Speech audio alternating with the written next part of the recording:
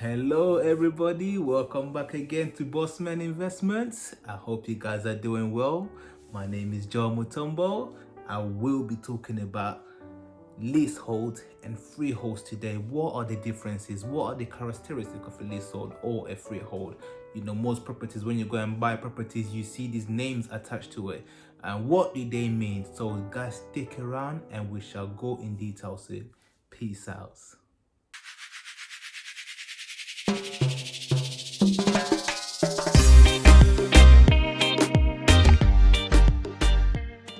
Thank you guys for sticking around. As you guys are aware, it is Mental Health Week, hence why I'm supporting mental health. As you can see from my t-shirt, mental health awareness, your fight is my fight. So we are both all fighting in order to build awareness about mental health. Unfortunately, this channel is not about mental health. So if you guys want to learn more about mental health, go and check out George and Care. Believe me, you will learn a lot. It is fascinating. You know, we discuss about a lot of things regarding mental health. It's a channel which just opened about a week ago. So guys, please go and support that channel, because at the end of the day, we are trying to build this awareness and fight the stigma. So if you guys want to learn more about mental health, please stick to the channel, because I do support mental health. Anyway, putting that on the side, as I mentioned, I will be talking about leaseholds and freeholds. What are the differences? When you go and purchase a property, most of these properties, all of the property, you know, when you're buying, you will see these words, you know, a property is being sold under leasehold. Some of them are coming as freehold. What did all these words mean? Right, if you go right back in the beginning, freehold is pretty much you're buying a house with the ground. You know, each house has a ground. It comes with a ground and there's a building on top. A freehold, when you're buying a property as a freehold, you're buying the building as well as the ground. Whereas on the other side, when we're talking about leasehold, you know, you're buying the property, however, it's on the lease. So the ground does not belong to you. You're only probably buying the building, but the ground doesn't belong to you. And depending on the type of lease, certain part of the building also does not belong to you, like the roofings, the stairs. So there's quite a few things. So depending on which lease you're getting, always important to go through the contract, read through the contract, because it's so important to know what regulations you are abiding by. When we're talking about leasehold, already when we're talking about leasehold, it means there's a certain amount of years which you will be leasing this property for. You know, it can go as low as 45 years, 25 years, 15 years, all the way up to 999 years, which is the maximum. You know, so between those range, you know, when you're buying a property, it will come with the amount of years which you're leasing the property. So it's always important to make sure you check your documentation on the number of lease, because I've seen a lot of people making a mistake. They see a house, they will see, when I buy a house, it could be a flat, because don't forget, most lease are flats. You know, most of the flats that you see, they come as lease, because you know the ground rent, the grounds and the buildings don't belong to you. You know, it belongs to the freeholder. So the freeholder owns that, and then obviously you believing that you've bought it, but only for a certain amount of time, because the ground and the roofings and everything does not belong to you. So when you're talking about leasehold, always remember the amount of years. Make sure you check. A lot of people, they see a very beautiful flat, they want to buy, it's appealing, it's beautiful, very cheap in the market. They will be so excited without even reading the documentation. They go and they buy the flat and they realize, oh my goodness, it's only got 30 years lease on it, or it's only got 75 years lease on it. You know, so always please check the amount, the number of years in the flat that you're purchasing. Usually, anyway, when you're purchasing a property that's a leasehold, you go to banks. Most banks already, when they're giving mortgage for a property that has a leasehold, they tend not to give mortgages on properties that has less than 75 years. So if a flat or a property which is a leasehold has remaining amount of years in that, of the lease, 75 or below, majority of the banks will not. I don't know if there's probably one or two, but mainstream banks will not. They always look for properties with a lease of 100 years and above in order for them to give a mortgage, which I will speak about, just down the line, after I've discussed most of this thing, because there is a big opportunity. If one can make calculated moves, then you will see how, even with those flats who have less lease in it, how people make so much money, which is what I'm also gonna be doing. Once I reach that stage, I will be going for leaseholds,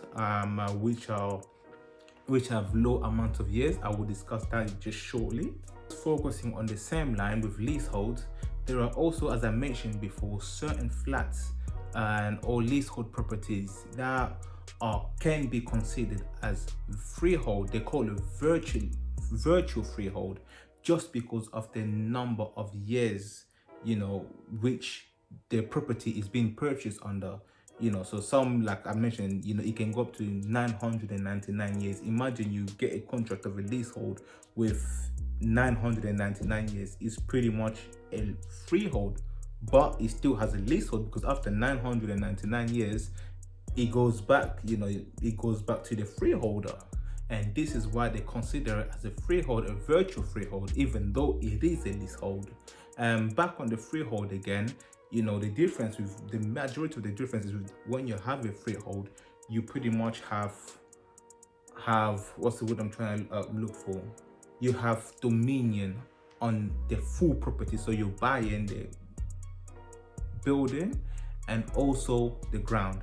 So when it comes to repairs, roofings, structural work, ground issues, you have charge for it. You decide when you want to change or fix the problem. You don't have any restrictions. You make all the decisions. Whereas as a leasehold, you don't make the decisions. So the freeholder makes the decisions. When the freeholder checks if there's something wrong with the roofing, even if you're not aware of it, you'll just see people come in. Obviously, they will inform you guys of some works that's been happening. But people will come, they will be doing the works in the roofings or structural works and those kind of things. And you will receive a bill. Some of the bill price, you will be shocked. Even though you have no say, you did not consent, you probably were not aware of this. But at the end of the day, because you're a leaseholder, you don't have any say when it comes to those kind of things, because that's the freeholder's responsibility. So their job is to fix it, and because there's a service charge applied to leaseholder, whenever there's a service issue, maintenance or anything like that, you will have to pay for it, because that's your responsibility to be paying, service charges, any repairs, or any of those kind of things. And also yearly, you do pay ground rents, because you don't also own the ground. You have to pay those amounts to the freeholders. So previously I mentioned how when those who have a property on leaseholder, when the years are below 75 years, most banks will not give a mortgage on those properties. And I did mention, if you guys heard properly, that can be an opportunity. What do I mean by that? Because a lot of people, they say, oh Joe, you and your wild ideas, and you're so business orientated, how can one make profit out of something like that? Something, the lease is almost finishing, there's no point of buying a property which has no lease, and the banks will not give you money. Yes, that's all correct. But if you're a cash buyer, which is something that I'm really trying my best. Eventually in the future, I would get to that position where I start chasing this kind of properties, where I'll be a cash buyer and chasing properties with like leasehold with very few years remaining in them. When I'm talking about few years, I'm talking about things like 20 years, 10 years, 15 years, because that's where the opportunity comes.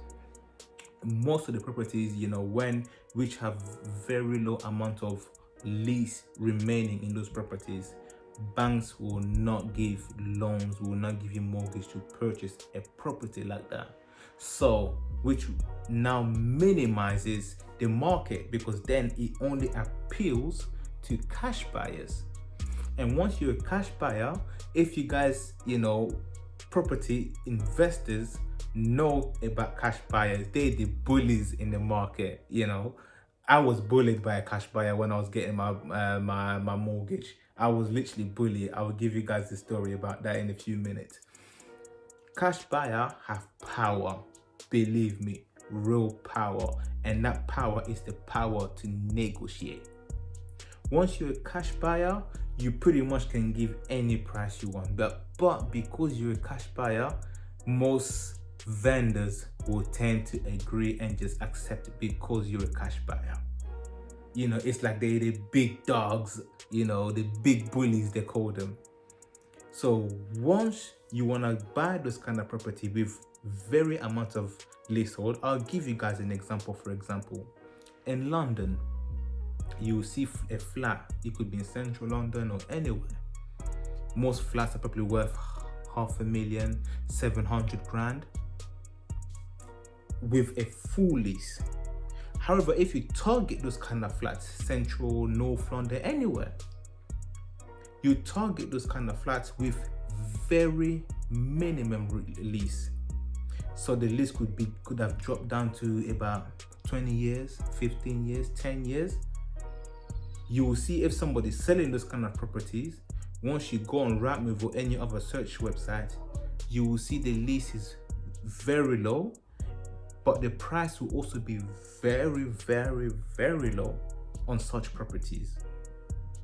So a property which was worth 500,000 or 700 or 800 grand in London, properties are very expensive. So those are the usual amount of, prices for such properties. You see properties of that price, but because the lease is reduced and very minimum, such property price could literally go down and being sold for, I'll say, 200 grand or 300 grand, only because there's only minimum amount of lease remaining in them. So as a cash buyer, what would you do? You go to a place, because banks will not purchase such a thing. You buy it cash, and when you buy it cash, you will not buy it with the purchase price of what the vendors or the estate agents are selling it for. You can even cut down 50%. You can even cut down to 25%. So if a property, a flat, is being sold for 300,000, I'll probably negotiate to buy it for 210,000 or 230,000 because I'm a cash buyer. And in my experience, what I've observed, rarely you will see, vendors or estate agents turning down cash buyers. Rarely, very rare, unless they're really taking a make with the price. Like, when something's worth 300 and they're only offering 60 grand, those kind of things, yeah. But majority of the time, with the experiences that I've observed, it's pretty much rare that I've seen a cash buyer being turned down. So such opportunities, once you buy that property, number one, on discount, special discount, something that's worth 500,000, it was being in the market because it's got very low lease on it, it's being sold for 200 grand or 300 grand, you managed to buy it for, I would say, 210. If it was being sold for 300, you managed to buy it for 210 because you're a cash buyer. What do you do now? You go and you renew the lease. There is strategies when you can renew the lease and bring it back to its original state. When you have negotiation with the freeholders, there's rules, there's, you have rights. There's many ways you can renew the lease. And this is what a lot of people, I'm seeing these young guys in London, that's what they're really mastering right now. That game, they're really mastering, and I really can't wait to be a cash buyer so I can join that game, because that's literally like one of the biggest opportunity to literally make filthy amount of money. So once you renew the lease, you bring it back to its original price, which is 500,000. or 800 grand, depending on how much it was. So you guys see how important the lease is. How just a simple amount of lease can reduce the price of the property and also increase it to a very significant amount. And then from there now, you just refinance, take the whole equity out and do the same thing again. That's how you see people literally millionaires making loads amount of money just because they have understood the game. They have understood how the game is played. And I mentioned previously how I had my right abused by a cash buyer. I don't blame them, because at the end of the day, they the boss man in the market. They have respect in the market. Just a quick example I'll give you guys. Obviously, I was purchasing, I've mentioned this story probably before. I was purchasing my property in Luton. I was in the process. The vendor had put an offer. They accepted my offer. I was already in the process of, exchanging contracts and all those kinds of things. The property was being sold for 170 grand, so 170,000. Everything was fine. Next minute, the estate agent contacts me. The vendors has dropped down. He's no longer continuing with this process. He's no longer going to sell it to you because he's already accepted. He's now selling it to a cash buyer. I mean, I was so mad because I was so excited about the property. I had already started the process, and then out of nowhere, boom, my dream had been crashed. Why? Because the cash buyer came, and people love cash buyers. And you know what the funny thing is? I think about a year after, I checked in the market how much the property was sold. It was sold for 140, it was 149. I was about to buy it for 170, yet they turned me down and sold it to a cash buyer for 149. How insulting. But I understand how the game works. At that time, I didn't know. At that time, I was very angry, how could they do this to me? Blah, blah, blah. But I'd already started the process.